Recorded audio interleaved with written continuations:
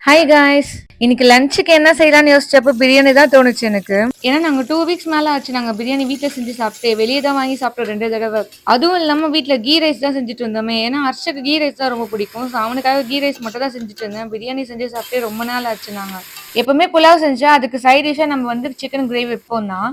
But ஆனா பிரியாணிக்கு வந்து சிக்கன் கிரேவின்றது ரேர் தான். பட் ஆனா சிக்கன் பிரியாணி செய்யறோம் அப்படின்னாவே சிக்கன் பக்கோடா, எக்குன்னு சொல்லிட்டு எல்லாமே இருக்கும் மத்ததெல்லாம். ஏன்னா பிரியாணியும் ஹெவி ஒர்க், இந்த சிக்கன் கிரேவியும் ஹெவி ஒர்க் தான். அதுவும் இல்லாம நானும் மிஸ் பண்ண பிரியாணி வீட்ல செஞ்சு சாப்பிட்டு ரொம்ப நாள் ஆச்சு அப்படின்னு சொல்லிட்டு. ஸோ அதனால தான் இன்னைக்கு பிரியாணி தான் ரெடி பண்ணிருக்கேன் ஆஃப்டர்நூன் நானு.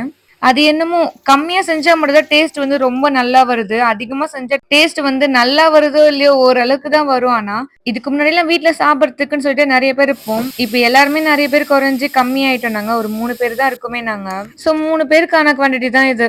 மோஸ்ட்லி எங்க ஊர் சைடு ஃபுல்லாவே சீரக சம்பால தான் இருக்கும். பாஸ்மதின்றது ரொம்ப ரேர் தான் எங்க ஊர்ல. ஆனா இங்க இருந்து சென்னை போனா ஃபுல் அண்ட் ஃபுல் பாஸ்மதி தான் இருக்கும். சீரக சம்பா பாக்குறதுன்றதே ரொம்ப ரேரா இருக்கும். இந்த வீடியோ பாக்குறவங்க யாருன்னா எங்க ஊரை தாண்டி மத்த ஊர்ல இருந்து பாக்குறீங்க அப்படின்னா, உங்க ஊர்ல பிரியாணிக்கு சீரக சம்பாவா பாஸ்மதியான்னு சொல்லிட்டு கமெண்ட்ல சொல்லுங்க.